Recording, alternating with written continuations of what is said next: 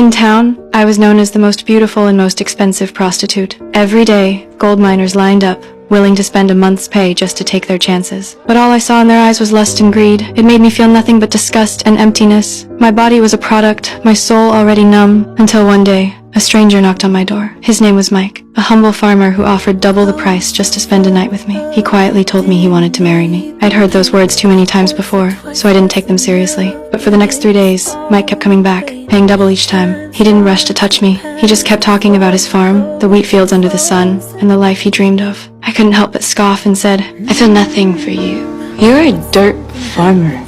He froze for a moment. His face darkened, but he didn't argue, he just left quietly. Watching his lonely back, I felt a strange ache, something I hadn't felt before. The next day, I gathered my courage and begged Madame to let me go. But how could she let her golden goose walk free? She had her men beat me hard, blood mixed with tears. I was bruised, broken, hopeless. And Mike showed up again. When he saw what I looked like, he didn't hesitate. He handed over everything he had to buy my freedom. His eyes held no desire, only determination. He even got down on one knee and proposed on the spot. When I woke up, I was already at his farm. He gently tried to check my wounds, but I instinctively pulled away. I didn't trust anyone and couldn't bring myself to be vulnerable. 3 weeks passed. One day, after he left the house, I quietly put on my old clothes and planned to head back to town. I hadn't gone far when I saw Mike chasing after me. I quickened my steps, thinking he'd try to stop me. I turned and slapped him, yelling, "You don't own me!"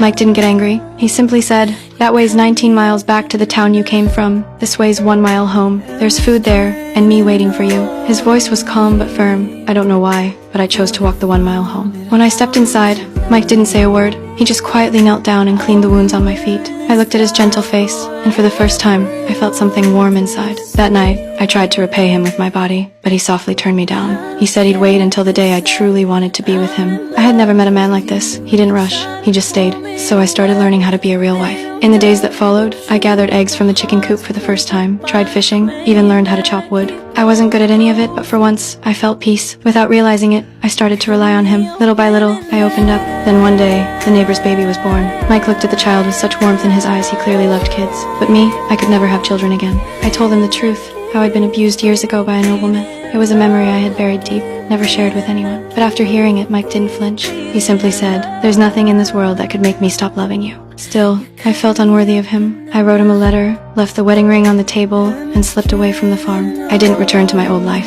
I got a job as a waitress in town. Day after day, I tried to let time wash everything away, especially my feelings for Mike. 4 or 5 years passed. Maybe out of respect, he never came looking for me, but I never stopped thinking about him. Then one day, Mike's brother found me. He told me Mike hadn't been doing well. He'd spent all these years waiting and never moved on. After hearing that, I finally gathered the courage to head back. All those years, I wasn't running from Mike. I was running from the part of me that still longed to be loved. But this time, I'm done running.